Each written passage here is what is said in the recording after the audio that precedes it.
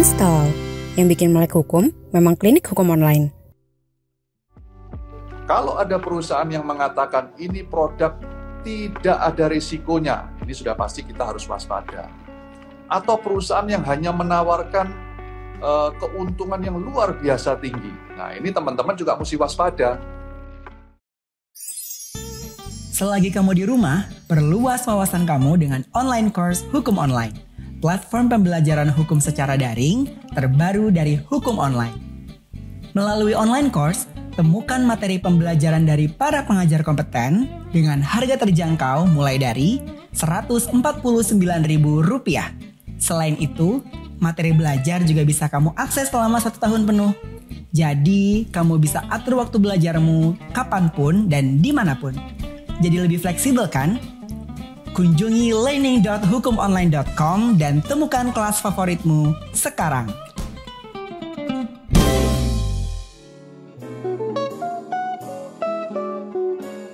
Oke, selamat sore teman-teman Klinik Hukum Online. Jumpa lagi kita di Instagram Live Klinik Hukum. Di sore hari ini teman-teman, aku Aurel bakal nemenin teman-teman sekalian di sini buat berbincang-bincang nih terkait investasi nih, topik yang bakal kita angkat. Judulnya seperti yang udah aku pin komen, melek investasi legal buat anak muda, jangan asal tergiur cuan. Teman-teman, di sore hari ini nih, seperti yang udah dipublikasikan di IG kita bakal ngobrolin soal investasi. Nah, aku nggak bakal sendiri di sini, nanti bakal ditemenin sama Bapak Martin Suryana. Beliau ini merupakan seorang managing partner dari Martin Suryana & Associates. Ya, selamat sore, salam sehat untuk teman-teman semua yang pada sore hari ini menyempatkan waktu untuk bisa bergabung dalam Klinik Hukum Online. Perkenalkan, nama saya Martin Suryana, lengkapnya Dr. Martin Suryana SHM. Posisi saya sebagai managing partner di Martin Suryana & Associates. Profesi tentu advokat dan konsultan hukum. Saya juga tercatat atau terdaftar sebagai kurator dan pengurus, juga konsultan hukum pasar modal, konsultan hukum ketenagakerjaan juga. Pak Martin ini merupakan seorang advokat dan penasihat hukum yang juga penggagas, pendiri dan pemilik dari Martin Suryana & Associates, di mana kantornya itu sudah selama lebih dari 20 tahun ya Pak Martin ya, sudah berpengalaman berpraktik menangani berbagai perkara hukum di tingkat nasional dan juga di tingkat internasional. Pak Martin ini juga memiliki prestasi yang sangat baik nih di bidang akademis. Bahkan juga sempat meraih penghargaan ya Pak ya dari MURI ya Pak kalau tidak salah. Pak Martin mungkin bisa di-sharing nih Pak, penghargaan apa nih Pak yang didapat dari MURI? Saya sangat penasaran sekali nih Pak. Jadi penghargaan dari MURI tersebut diberikan karena saya mulai S1, S2, dan S3. Kebetulan mantan pacar saya yang sekarang sudah menjadi istri saya. Jadi kami sama-sama mulai S1, S2, S3, kami sama-sama menempuh studi bersama dan selalu meraih gelar cum laude. Itu yang oleh Museum Rekor Indonesia. Wah, keren sekali nih Pak. Jadi sangat inspiratif sekali nih Pak teman-teman semua. Jadi dari S1 sampai S3 itu selalu cum laude ya Pak ya? Siap. Oke, Pak Martin ini juga selain tadi berprestasi di bidang akademis, juga beliau memiliki sertifikasi profesi ini sebagai Certified Liquidator Indonesia dan juga kurator dan pengurus. Selain itu, Pak Martin juga aktif nih terlibat di berbagai organisasi profesi, diantaranya teman-teman aku bacain satu persatu nih karena banyak banget. Ada anggota PRADI, kemudian ada PPLI, Perkumpulan Profesi Liquidator Indonesia, kemudian ada HKPI, Himpunan Kurator dan Pengurus Indonesia, ada IBA, International Bar Association, kemudian ada juga HKHPM, nih tadi sudah sempat disinggung oleh Pak Martin, ada Himpunan Konsultan Hukum Pasar Modal Indonesia, dan juga HKHKI, yaitu Himpunan Konsultan Hukum Ketenagakerjaan Indonesia. Pak Martin, kan kalau soal investasi nih, kalau orang zaman dulu itu kan bilang investasi itu seputar kayak kita beli rumah atau beli tanah. Tapi kan kalau kita lihat realitas zaman sekarang nih, anak-anak muda mungkin kesulitan nih Pak untuk beli tanah dan rumah. Nah, sebenarnya tuh investasi itu nggak cuma itu, jadi ternyata ada instrumen-instrumen lain yang bisa kita masukkan uang kita untuk diinvestasikan. Nah, itu apa aja sih Pak sebenarnya instrumen investasi itu? Kemudian instrumen investasi yang seperti apa yang cocok untuk dikelola oleh anak-anak muda? Silakan Pak Martin. Pak Aurel, terima kasih. Jadi memang kalau kita bicara tentang investasi, sebetulnya apa sih investasi itu? Kita kan mesti paham dulu nih, investasi itu apa. Nah, segala kegiatan untuk penanaman uang atau modal ke dalam suatu perseroan atau perusahaan atau kegiatan bisnis apapun dengan tujuan untuk mendapatkan keuntungan. Jadi memang tujuan utama investasi itu kan mendapatkan keuntungan. Tapi persoalannya, apakah pasti investasi itu menghasilkan keuntungan? Nah, tentu ini yang akan menarik untuk kita bahas nanti. Tapi memang kita harus paham dulu, investasi itu memang segala bentuk kegiatan untuk menanamkan uang atau modal kita ke dalam suatu usaha dengan tujuan untuk mendatangkan keuntungan. Nah, prinsipnya semua kegiatan-kegiatan yang mendatangkan keuntungan itu sebetulnya bisa dikatakan sebagai investasi. Seperti yang Mbak Aurel tadi katakan, membeli rumah pun sebetulnya itu juga investasi. Tapi persoalannya dalam situasi seperti saat ini ya, dalam situasi ekonomi yang seperti saat ini, apalagi dikaitkan dengan generasi muda kita yang mungkin masih baru starting untuk menjalankan karirnya, apakah itu memungkinkan untuk membeli rumah dengan nilai rumah yang begitu tinggi? Memang tujuannya adalah baik untuk mendapatkan suatu keuntungan, katakanlah dari perbedaan harga ketika beli hari ini dan ketika nanti sudah 1 tahun berikutnya atau 2 tahun berikutnya. Nah, karena harga yang terlalu tinggi itu yang menyebabkan membeli rumah itu di Indonesia khususnya makin sulit sekarang ini. Nah, padahal ketika orang ingin berinvestasi sebetulnya tidak harus dengan cara membeli properti. Nah, banyak hal-hal lain yang bisa dilakukan. Contoh, menabung pun ya dalam bentuk deposito. Sebetulnya itu juga investasi. Ya kan? Kalau memang ternyata tabungan tersebut dari deposito itu kemudian bisa mendatangkan keuntungan dari bunganya, maka itu juga salah satu contoh atau bentuk-bentuk investasi dalam arti yang sederhana. Kemudian membeli saham, ya, membeli saham atau membeli obligasi atau membeli produk-produk komoditas seperti emas dan lain sebagainya, itu juga salah satu bentuk-bentuk investasi yang bisa dilakukan oleh masyarakat, khususnya generasi-generasi muda. Nah, hanya persoalannya investasi yang model seperti apa atau jenis investasi paling cocok, gitu kan, dengan kalau kita kaitkan dengan topik sore hari ini anak muda, gitu.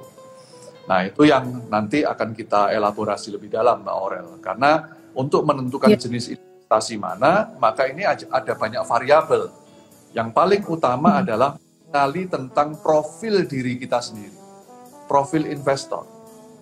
Nah, siapa yang akan berinvestasi? Tentu kalau yang berinvestasi anak muda harus disesuaikan dengan karakter anak muda. Anak muda ini kan energik, berani mengambil risiko. Namanya anak muda gitu kan, tentu masa depan akan sangat panjang. Nah, maka boleh tuh mengambil produk-produk atau jenis-jenis investasi yang long term ya. Terus kemudian ya kalau memang mau kepingin dapat cuan yang agak tinggi tadi ya otomatis harus memilih produk yang high risk. Nah, ini semua tentu harus disesuaikan dengan profil. Apakah profilnya sifatnya yang agresif, tentu kalau anak muda lebih agresif, atau yang konservatif. Nah, ini nanti akan menentukan jenis-jenis investasi apa yang paling cocok. Kira-kira begitu, Mbak. Oke, jadi kita perlu terlebih dahulu mengenali profil kita ya Pak ya. Apakah kita berani untuk mengambil return yang tinggi, berarti high risk juga gitu ya. Jadi kita sama-sama meriset lebih dahulu diri kita nih, cocoknya investasi yang seperti apa ya Pak Martin. Oke, baik. Selanjutnya nih Pak Martin, gimana Pak? Ada satu slogan juga dalam dunia investasi, ya kan? High risk sama dengan high return atau betul. Ya kan? Kalau low risk tentu return atau low reward. Ini sudah semacam hukum yang berlaku dalam dunia investasi. Oke, siap. Thank you Pak Martin atas insights-nya. Kemudian kita lanjut nih Pak Martin di pertanyaan kedua nih Pak. Tadi kan kita udah tahu nih instrumen investasi itu selain tadi beli rumah, beli tanah, kita juga bisa main di saham atau mungkin obligasi, ada juga emas atau mungkin kita coba-coba reksadana gitu. Nah tapi Pak, mungkin masalahnya ini ada persoalan legalitasnya. Kadangkala kita kan tergiur cuannya nih Pak, wah ini keuntungannya tinggi ditawarkannya nih di iklan-iklan, tapi ternyata investasinya investasi bodong atau yang investasi yang ilegal. Nah sebenarnya gimana sih Pak cara kita tahu bahwa investasi itu investasi yang legal? Apakah ada cara singkatnya? Mungkin kita cek di OJK atau bagaimana nih Pak untuk mengetahui cara investasi ini legal atau enggak. Kemudian pertanyaan lain lagi, ketika investasi itu dinyatakan ilegal atau tidak berizin gitu misalnya. Nah, apakah uang yang kita investasikan, yang kita tanamkan itu kemudian akan jadi hangus begitu aja atau mungkin ada pertanggungjawaban lain nih dari investasinya? Silakan Pak. Ya, oke. Jadi ada 3K yang harus diingat dalam proses kita melakukan investasi. K yang pertama itu adalah kenali dirimu. Jadi yang tadi saya katakan ini terkait dengan profil investor. Profilnya itu yang sifatnya agresif atau yang konservatif. Karena ini menentukan jenis investasi apa yang akan kita ambil. K yang kedua, kenali produknya. Jadi Anda harus ingat ketika akan memutuskan berinvestasi, katakanlah dalam bentuk saham. Anda harus tahu apa itu saham. Jangan-jangan Anda tidak tahu saham itu apa. Apa perbedaannya dengan obligasi? Karena antara saham dan obligasi itu dua hal yang sangat berbeda. Orang selalu tadi kan yang saya katakan, semua orang berinvestasi ingin mendapatkan keuntungan. Setuju kan? Semua pasti begitu. Tapi orang tidak tahu ketika dia memutuskan, katakanlah, saya mau membeli saham. Tujuannya untuk mendapatkan keuntungan, tapi tanpa mengetahui saham itu apa. Apa perbedaannya? Nah, ini juga menjadi masalah.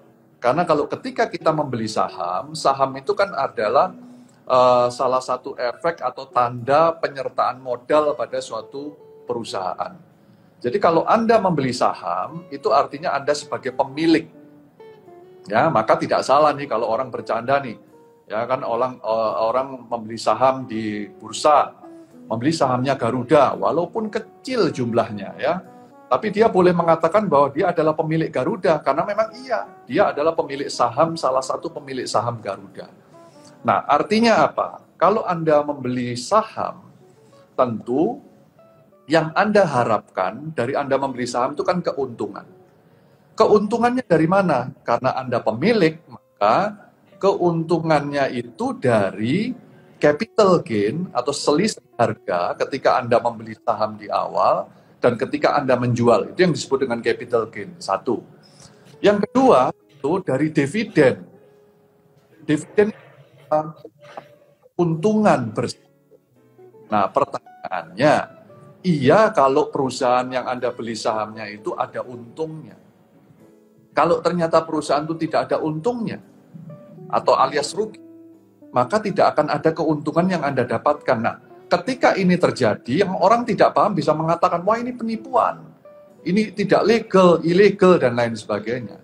Makanya harus dibedakan nanti antara risiko investasi dan penipuan investasi. Nanti kita akan elaborasi. Nah, berbeda dengan obligasi.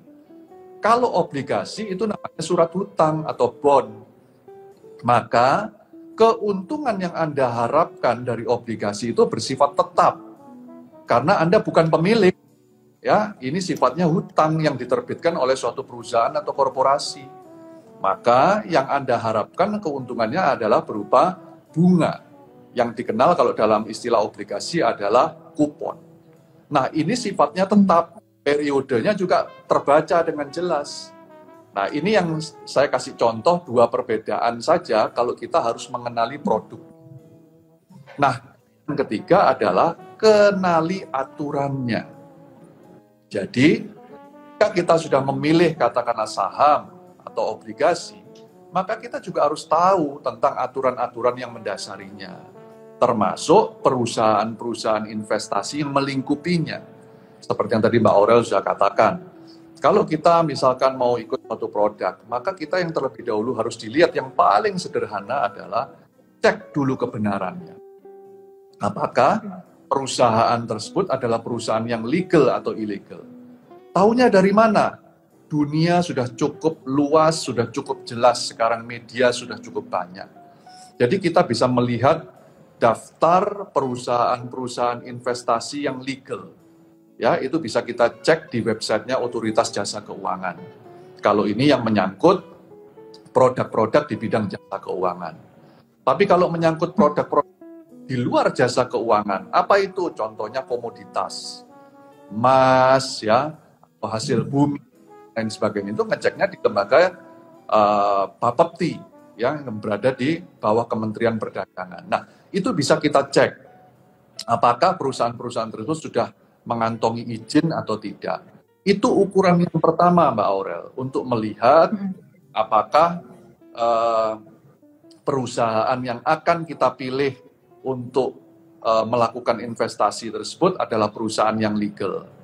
Ada parameter-parameter yang lain tentu selain izin, yaitu adalah keterbukaan informasi. Jadi, kalau kita mau memilih suatu produk, maka kita wajib tahu produk itu. Nah, perusahaan yang menjual produk investasi tersebut harus memberikan informasi secara terbuka tentang jangka waktu, tentang term and condition, ya syarat-syaratnya dan lain sebagainya, tentang risiko. Kalau ada perusahaan yang mengatakan ini produk tidak ada risikonya, ini sudah pasti kita harus waspada. Atau perusahaan yang hanya menawarkan keuntungan yang luar biasa tinggi. Nah, ini teman-teman juga mesti waspada. Karena ingat, tidak ada makan siang yang gratis, Mbak Aurel. Jadi segala sesuatunya kita tetap mesti waspada. Kalau kita ditawarkan sesuatu yang menarik, ya, sesuatu yang sangat tinggi return-nya, maka kita harus ekstra waspada. Itu saya kira, Mbak Aurel. Oke, wah sangat insightful sekali nih ya Pak ya. Jadi kita perlu cukup nih 3K ini. Jadi pertama, kenali dirimu teman-teman, kemudian kenali produknya, produk apa nih yang kita ingin investasi, misalnya tadi ada saham, obligasi, emas, kita perlu tahu nih masing-masing ciri-cirinya, kemudian juga keuntungan yang kita dapat itu seperti apa sih, kita juga perlu mempelajarinya gitu ya. Kemudian yang terakhir adalah kita kenali aturannya. Dengan tadi cara mudahnya kita bisa cek langsung ya Pak ya di website OJK, di sana ada daftar investasi yang sudah berizin, kemudian selain itu juga kita perlu waspada nih terkait informasi-informasi yang sekiranya mencurigakan, misalnya keuntungannya nih nggak wajar nih, nggak realistis nih, jadi kita perlu hati-hati juga nih teman-teman. Tips berinvestasi itu mungkin bisa share nih Pak tipsnya untuk kita melakukan investasi. Apakah tadi kan sudah dibilangin ada 3K, ada kenali dirimu, kenali produknya, dan kenali aturannya. Mungkin lebih spesifiknya nih Pak, terkait kenali produk nih, apakah kita perlu untuk melakukan riset seperti misalnya pertumbuhan perusahaan, kemudian juga ada laporan keuangan, atau mungkin kita perlu mempelajari juga soal kompetitor-kompetitornya, hal-hal apa nih yang perlu kita perhatikan sebelum kita memulai investasi nih Pak, singkatnya. Silakan Pak Martin. Ya, tak kenal maka tak sayang. Jadi saya kira memang tidak hanya ketika memutuskan berinvestasi hanya berpikir soal cuannya saja, walaupun itu wajar. Tapi supaya kita betul-betul menjaga cuan itu tetap ada atau keuntungan itu tetap ada, maka tidak ada pilihan. Kenali produk. Walaupun itu tidak mungkin kita membangun, walaupun itu perfect ya, akan lebih. Tapi masyarakat umum setidak-tidaknya yang dimaksud dengan mengenali produk itu adalah memahami seluk-beluk produk seperti yang tadi saya contohkan. Kenapa sih orang harus memilih saham? Kenapa sih orang harus memilih obligasi? Kenapa orang harus memilih reksadana? Nah, itu kan minimal, Mbak Aurel, kita harus tahu dulu saham itu apa, obligasi apa, obligasi yang kita ikutkan itu jenisnya apa, kemudian reksadana apa sih perbedaan. Nah, ini kan hal-hal mendasar yang saya kira ya tidak terlalu detail tapi masyarakat harus paham. Contoh reksadana, orang memilih reksadana, ingat bahwa reksadana itu sebetulnya dana kita itu ditampung di suatu wadah. Kemudian dana itu oleh sang manajer investasi diinvestasikan ke dalam instrumen investasi. Sehingga kita tidak tahu manajer investasi ini akan menginvestasikan dalam bidang apa. Nah, kuncinya adalah ketika kita memutuskan untuk memilih reksadana tertentu, kita harus pahami ya perusahaan yang namanya manajer investasi itu. Siapa? Kita harus tahu track record-nya. Kalau kita bicara legalitasnya, tentu perizinannya kita bisa cek. Tapi sebetulnya jauh dari soal perizinan, semua sekarang saya kira hari ini, walaupun masih tetap ada, tapi saya kira semua sekarang berkedok di balik izin, Pak Aurel. Ya, semua kebanyakan sekarang sudah modusnya itu ada izinnya. Tapi kemudian sekalipun ada izinnya tidak dikelola dengan baik, ya karena ya banyak faktor, karena memang niatnya sudah hanya mengeruk keuntungan saja tanpa ada hal-hal yang lain. Nah, ini yang kita juga perlu waspada. Jadi itu yang saya sampaikan tadi, betul-betul kita mesti tipsnya adalah ketika kita memutuskan untuk berinvestasi, jangan hanya berpikir soal cuan. Walaupun cuan itu penting, keuntungan itu memang tujuan utama, tapi tadi kita harus paham tentang profil diri kita, profil risiko kita, juga kita harus tahu produk yang kita pilih.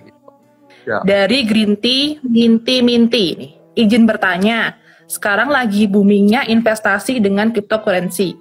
Tetapi dari sisi hukum, apakah sudah ada aturan dan bagaimana pelindungan bagi investor yang berinvestasi dengan kripto? Silahkan Pak Martin. Oke, saya akan masuk ke K yang kedua, kenali produk. Nah, ini menarik, cryptocurrency. Apakah cryptocurrency itu salah satu instrumen investasi atau salah satu alat pembayaran? Nah, ini kan menjadi isu hukum, Pak Aurel. Karena kalau kita bicara cryptocurrency adalah mata uang digital atau virtual, ya, yang tidak memerlukan perantaraan pihak ketiga. Jadi bisa langsung peer-to-peer. Sebetulnya hakikatnya cryptocurrency itu adalah sebagai alat tukar atau alat pembayaran. Namun ternyata dalam belum semua bisa mengakomodir atau tentang cryptocurrency. Sehingga saat ini produk atau instrumen cryptocurrency itu menjadi yang semula menjadi alat tukar atau alat pembayaran, sekarang berubah menjadi instrumen investasi yang menarik. Tapinya, ya, kalau kita bicara dalam jurisdiksi wilayah negara Republik Indonesia, ketika cryptocurrency ini diwacanakan sebagai alat pembayaran, maka akan bertabrakan atau bertentangan dengan undang-undang mata uang kita, di mana di Republik Indonesia ini kan tentu adalah rupiah. Di luar itu tidak diakui.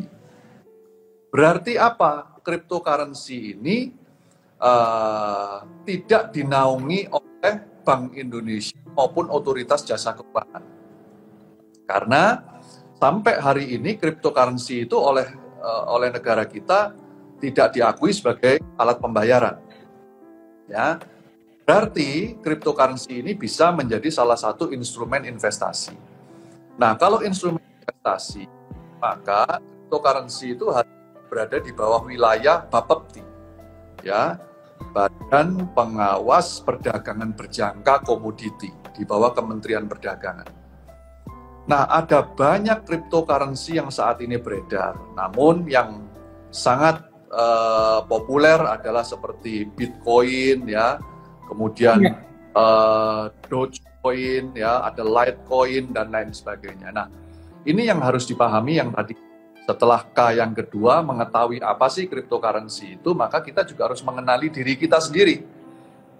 Karena yang namanya Bitcoin yang begitu heboh di dunia ini, ya, kemudian Dogecoin dan lain sebagainya itu, ini sangat-sangat rentan, ya, sangat-sangat volatil. Ya, kita tahu kemarin ada peristiwa-peristiwa di mana ada tweet dari Elon Musk begitu aja, kemudian nilainya begitu langsung melonjak.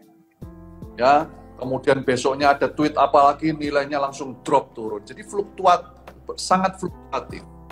Nah, artinya apa? Berarti di sini sangat volatil. Tapi memang bisa menjanjikan satu keuntungan yang besar. Maka di sini berlakulah hukum high risk sama dengan high return. Harus siap dengan situasi itu. Tapi saya harus ingat bahwa di Indonesia cryptocurrency bisa dan boleh dilakukan, tapi tidak di bawah OJK dan Bank Indonesia. Itu yang teman-teman mesti waspada. Jadi kalau memang mau memilih produk itu silakan, tapi Anda harus mengenali profil. Ini termasuk profil yang high risk, bahkan ultra high risk di sini ya. Nah, seperti itu Mbak Aurel. Oke, berarti kita boleh untuk coba berinvestasi nih ya menggunakan kripto, tapi kita juga harus siap nih menanggung risikonya, begitu ya Pak Martin. Betul. Singkatnya. Betul. Baik Pak Martin, kita lanjut nih Pak, ada pertanyaan dari Andre Trisaputa. Bagaimana tanggapan Pak Martin ketika ada salah satu perusahaan investasi yang belum terdaftar, tapi kuat promosi di media sosial, seperti promosinya tuh menggunakan artis atau influencer. Nah, itu gimana nih, Pak? Ya, oke. Jadi, seperti yang tadi saya sudah sampaikan, suatu perusahaan dikatakan legal menjalankan bisnisnya, dalam hal ini adalah investasi, maka syarat yang paling utama dia harus terdaftar. Dia harus terregistrasi. Gunanya apa sih terdaftar registrasi? Pengawasan. Ya. Kalau perusahaan investasi tersebut bergerak di sektor keuangan, maka tentu dia harus terdaftar di Bank Indonesia atau Otoritas Jasa Keuangan. Supaya apa? Supaya dalam pelaksanaan kegiatannya, kegiatan bisnisnya, Bank Indonesia maupun Otoritas Jasa Keuangan dapat melakukan supervisi atau pengawasan. Yang tujuannya adalah untuk melindungi kepentingan konsumen atau masyarakat yang menanamkan investasinya. Kalau tidak terdaftar pertanyaannya, maka siapa yang akan mengawasi? Nah, memang saya tahu akhir-akhir ini banyak beredar perusahaannya belum terdaftar atau katakanlah dalam proses pendaftaran, tapi sudah jual produk. Nah, tentu pertanyaan bagaimana? Tentu kalau kita lihat dari kacamata normatif, tentu ini nggak boleh. Tentu ini adalah sebuah pelanggaran hukum. Persoalannya memang banyak kan menjamur di mana-mana Mbak Aurel. Sepanjang tidak ada problem di masyarakat, artinya keuntungan yang dijanjikan itu tetap sesuai, tentu saya katakan bisa jadi ini tidak akan menjadi suatu persoalan. Persoalan akan muncul bahkan besar persoalan tersebut ketika ya perusahaan yang belum terdaftar tadi sudah menjual produknya, ternyata waktu tidak terlalu lama, investasi sudah dimasukkan, tapi kemudian masyarakat tidak mendapatkan keuntungan, bahkan pokok investasinya sudah tidak bisa diutak-atik atau diambil kembali. Nah, ini yang kemudian kita harus mencermati. Pertanyaannya, apakah ini risiko investasi atau sebuah penipuan investasi? Nah, ini yang masyarakat juga harus cermat. Jangan juga terus kemudian dalam tanda kutip katakan, wah ini penipuan. Sebetulnya juga belum tentu penipuan. Ya kan, bisa juga ini risiko investasi. Makanya katakan, sebelum kita memilih produk-produk tertentu, kita harus paham. Kita harus lakukan cek and recheck tentang perusahaannya, tentang produknya, dan tentang risiko-risikonya. Nah, kalau dari awal kita sudah tidak melakukan pengecekan, kemudian ternyata perusahaannya tidak berizin, nah, ya ini adalah satu kelalaian yang seharusnya tidak boleh terjadi. Nah, kalau sampai itu terjadi, ya maka risikonya adalah risiko hukum. Ya, nanti tinggal dibuktikan apakah perusahaan itu memang ada unsur kesengajaan, ada sifat melawan hukumnya, ada kesengajaan dan lain sebagainya untuk melakukan suatu penipuan, ya maka itu akan muncul sanksi-sanksi pidana. Kira itu. Oke, terima kasih Pak Martin. Semoga tadi terbantukan, tercerahkan ya. Nah, ke instansi mana apabila kita mengalami penipuan investasi? Caranya bagaimana untuk melaporkannya? Mohon tanggapannya Pak. Silakan Pak. Mungkin ini bingung nih Pak. Apakah harus lapor ke polisi atau tadi lapor ke OJK atau mungkin ke Bank Indonesia? Silakan Pak.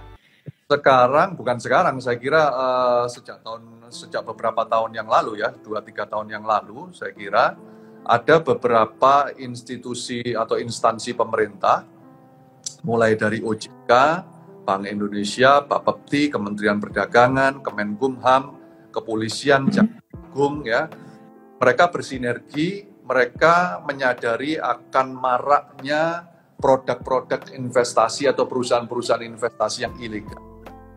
Nah, akhirnya mereka saat ini membentuk satu satuan tugas yang namanya Satgas Waspada Investasi. Nah, Satgas Waspada Investasi ini bisa diakses dengan mudah ya di mana-mana, Mbak Aurel. Saya kira ketika masyarakat mengalami suatu pertanyaan-pertanyaan atau kebingungan, ya, kekhawatiran tentang suatu perusahaan investasi atau produk investasi, maka hal yang paling mudah saat ini adalah menghubungi Satgas Waspada Investasi. Karena di dalam Satgas tersebut sudah terintegrasi beberapa instansi pemerintah, khususnya instansi regulator, pengawas, maupun penegak hukum. Sehingga nanti dari sana kita bisa mendapatkan informasi tentang keraguan kita terhadap suatu perusahaan investasi, katakanlah. Itu nanti akan dilakukan pengecekan atau penelusuran di sana. Dan kalau memang ternyata memang betul perusahaan tersebut adalah ilegal, maka tentu atas rekomendasi atau saran dari Satgas, kita nanti akan mendapatkan jalan keluar. Apakah kita mesti menempuh langkah hukum dengan melaporkan secara pidana atau melakukan upaya-upaya hukum yang lain. Saya kira begitu. Oke, berarti langkah pertamanya kita bisa langsung ke Satgas Waspada Investasi. Nah, ini bisa diakses di online ya Pak ya? Atau harus datang? Sudah bisa ya. Jadi nanti teman-teman bisa searching di sana, bisa melaporkan di sana, dan bisa mendapatkan arahan harus bagaimana gitu ya. Oke Pak Martin, Pak Martin ini kan juga seorang kurator dan pengurus nih Pak ya. Nah, ini ada pertanyaan terkait kepailitan nih Pak. Nah, bagaimana jika perusahaan investasi itu pilot nih Pak. Nah, uangnya nih apakah diiklasin aja atau ada prosedur-prosedur tertentu nih Pak untuk mendapatkan kembali? Dari Kordoy 160. Silahkan Pak Martin. Oke. Nah, kalau perusahaan investasi yang kita pilih itu kemudian mengalami suatu kondisi kepailitan, ya. Maka tadi kita juga harus mengetahui dulu produk kita itu apa, produk investasinya apa. Ya, contoh produk investasi adalah misalkan kita memilih saham, ya. Kalau saham tadi kan saya sudah katakan, saham itu adalah tanda bukti penyertaan modal. Artinya kita sebagai pemilik. Maka kalau perusahaan yang kita beli sahamnya itu kemudian mengalami suatu kondisi kepailitan, ya, maka risiko kita adalah sebesar saham yang kita tanam. Jadi jangan pernah berharap akan ada pengembalian kecuali ketika proses kepailitan itu sudah berlangsung, kemudian sudah dilakukan proses pemberesan, ya, pada seluruh kreditur, sekali lagi kreditur ya. Maka kalaupun misalkan ada sisa, itu baru bisa dikembalikan kepada para pemegang saham, termasuk kita yang membeli saham. Tapi apa jadinya kalau ternyata kita beli produknya adalah obligasi? Obligasi itu adalah bond, surat hutang. Maka posisi investor ini sebagai kreditur. Kreditur yang mana di antara 3 jenis? Ada kreditur sekuritis, referent, dan konkuren. Nah, menurut hemat saya, investor ini adalah para kreditur yang bersifat konkuren, karena dia tidak dilengkapi dengan suatu hak tanggungan, jaminan berupa hak tanggungan.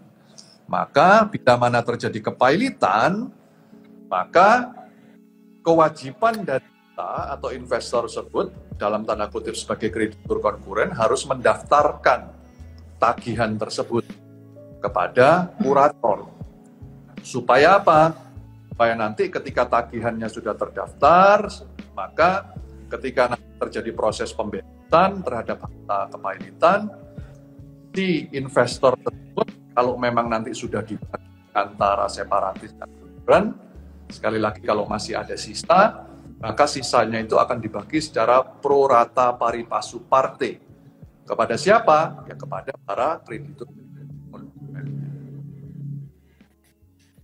Begitu, Oke, Pak Martin.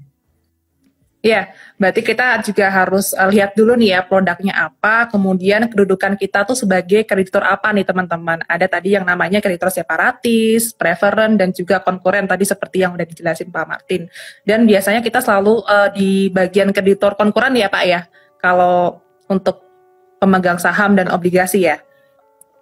Karena tidak memiliki hak jaminan, hak tanggungan, hipotek. Ya.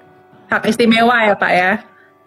Kalau buat bandar yang membuat harga pasar naik atau turun nih Pak, apakah bisa dipidanakan? Kalau untuk bandar nih gimana Pak? Mungkin yang memanipulasi harga mungkin Pak, maksudnya. Ya, maka tadi salah satu tips tadi adalah mengenali produknya, ya kan? Mengenali produk itu juga saya kira ini ada kaitannya ya. Mengenali produk itu selain produk yang kita pilih juga tadi kita harus memahami tentang kondisi ekonomi kita baik secara makro maupun mikro. Karena kalau yang dimaksudkan adalah bandar, para pemain-pemain atau pialang-pialang ya yang bisa membuat fluktuasi harga naik dan turun, saya kira sepanjang itu dilakukan dalam konteks market, maka ya itu agak susah untuk dipidanakan. Kan kalau kita bicara tentang pidana itu kan berarti harus ada suatu unsur kesengajaan atau sifat melawan hukumnya, ya kan? Nah, apakah jangan orang misalkan menaikkan atau menurunkan, saya kira ini kan sesuatu yang agak susah ya kalau kita mau mengarah ke pidana. Maka kita harus melihat kadang-kadang kenaikan atau penurunan dari suatu produk investasi kita, katakanlah saham gitu ya, itu kita juga harus memahami apakah atau penurunan ini sifatnya teknikal atau fundamental. Ya, ini juga harus dipahami oleh masyarakat. Maka diperlukan apa? Kecermatan. Jadi ternyata orang berinvestasi itu tidak semata-mata hanya menitik beratkan pada faktor cuannya saja. Kita juga banyak harus ngerti, Mbak Auret, tentang situasi ekonomi ini. Ya kan, kira-kira apa sih sentimen-sentimen apa yang bisa membuat harga saham kita ya atau produk-produk investasi kita itu bisa naik, bisa turun. Karena kalau kita juga tidak menguasai medan itu ya agak susah. Tahu-tahu loh kok bisa turun, rugi nih, wah ini penipuan. Nah, yang begini-begini ini harus juga dimengerti. Supaya kita tahu, kita juga harus pandai membaca situasi. Ya kan, sehingga nanti produk atau keuntungan yang kita harapkan itu betul-betul bisa maksimal. Kita bicara soal pidana nih Pak. Nah, ini ada yang bertanya dari Gasalaksita di kolom komentar. Upaya hukum yang lain selain pidana itu kita bisa ngelakuin apa ya Pak? Atau mungkin di sini kita bisa ngajuin perdata kah, wan prestasi, perbuatan melawan hukum, atau bagaimana nih Pak selain pidana? Ya, tentu. Silakan Pak Martin. Selain upaya pidana itu kan salah satu contoh atau salah satu bentuk upaya hukum. Masih ada hukum lainnya yang bisa kita tempuh. Salah satunya adalah gugatan perdata. Ya, tergantung. Kalau memang kemudian di antara perusahaan investasi tersebut dengan investor ada atau dilandasi dengan suatu perjanjian investasi, maka kalau ada pasal-pasal atau klausul-klausul yang dilanggar dalam perjanjian investasi tersebut, konsekuensi hukumnya kita dapat mengajukan gugatan wan prestasi. Ya, karena ada satu cedera janji atau ingkar janji yang tidak dilakukan oleh perusahaan investasi tersebut. Bahkan tadi yang sudah ditanyakan, kita juga bisa mengajukan permohonan PKPU atau kepailitan. Karena itu juga bisa menjadi salah satu upaya hukum yang bisa kita tempuh selain upaya-upaya pidana. Nah, itu hanya contoh-contoh atau alternatif-alternatif upaya hukum. Kadangkala masyarakat itu sudah dalam posisi yang betul-betul terjepit. Apalagi kalau nilai investasi Mbak Aurel ternyata tidak sebesar itu. Ya, apalagi uang yang digunakan untuk investasi itu sebetulnya bukan uang yang bersifat standby, tapi uang yang sifatnya adalah emergency. Nah, ketika hal seperti ini yang saya pahami sekarang yang terjadi di tengah masyarakat, kebanyakan kan seperti itu, Mbak Aurel. Bahkan bukan hanya dana milik pribadi, karena tergiur dengan keuntungan, bahkan dia sendiri pun mengumpulkan keluarganya, ya, menghimpun warga, tetangga, teman, karena ini loh, ada satu produk yang menguntungkan. Karena hanya yang dilihat hanya faktor cuannya saja tadi. Nah, ketika terjadi persoalan, nah ini jadi masalah. Nah, apa upaya hukum apa yang akan dipilih? Nah, kita tahu bersama, untuk menempuh upaya hukum juga membutuhkan biaya. Nah, kadangkala masyarakat ini kemudian sudah jatuh tertimpa tangga. Nah, keadaan-keadaan inilah Mbak Aurel yang kemudian dimanfaatkan oleh pelaku-pelaku kejahatan, ya, mereka melakukan modus-modus penipuan investasi karena mereka tahu, ya, customer-nya ini adalah masyarakat yang lemah dalam tanda kutip. Sehingga ketika terjadi persoalan, bisa jadi masyarakat-masyarakat yang lemah tersebut kemudian berpikir dua kali untuk menempuh langkah hukum. Nah, sehingga ujung-ujungnya apa? Ya, menguntungkan bagi si pelaku-pelaku kejahatan ini. Makanya saya hati-hati, waspada, 3K tadi. Kenali dirimu, kenali produknya, dan kenali aturannya. Tadi kayaknya belum sempat terjawab nih Pak, terkait konsekuensi hukum atau akibat hukum yang ditanggung oleh kita karena kita menanamkan uang di investasi yang ilegal, tidak berizin. Misalnya investasi itu ditutup kemudian, nah uang yang telah kita investasikan itu gimana Pak nasibnya? Apakah akan kembali ke kita atau justru nggak akan kembali nih Pak investasinya? Gimana Pak? Ya, tergantung kembali pada produk investasinya apa. Ya kan? Ya. Kalau produk investasinya contoh saham seperti yang tadi saya sampaikan, ya tentu kalau perusahaannya merugi Mbak Aurel, bagaimana kita bisa mendapatkan return, bagaimana kita bisa mendapatkan pengembalian, karena saham itu adalah bukti kepemilikan. Kalau kemudian ternyata perusahaan yang kita miliki ini gagal bayar karena financial difficulty, ya, bangkrut katakanlah, maka tentu saham kita menjadi tidak bernilai ketika kita dijual di pasaran. Apalagi keuntungan yang kita harapkan dalam bentuk dividen tentu menjadi tidak ada. Jadi pertanyaan tadi Mbak Aurel, kalau dalam bentuk saham kemudian perusahaannya merugi, ya sorry, akan sulit untuk mendapatkan pengembalian itu. Kalaupun ada, tentu tidak akan sebesar dari nilai investasi awal ketika kita membeli saham. Nah, itulah hakikatnya saham. Tapi bagaimana dengan obligasi? Nah, kalau obligasi ini mutlak harus dikembalikan pokoknya. Artinya kalau kita memasukkan Rp10, maka kita harus mendapatkan pengembalian pokoknya Rp10 di luar bunga atau kupon. Nah, bagaimana kalau ternyata perusahaan yang menerbitkan produk obligasi tersebut gagal mengembalikan? Ya tentu itu harus kita lakukan upaya-upaya hukum.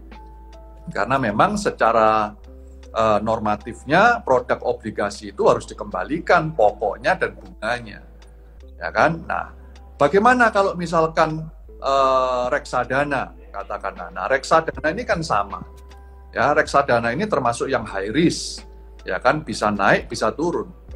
Jadi kalau misalkan kita mau mendapatkan pengembalian sebesar dari nilai investasi kita belum tentu. Karena masyarakat itu kadang-kadang juga ambigu, Mbak Aurel.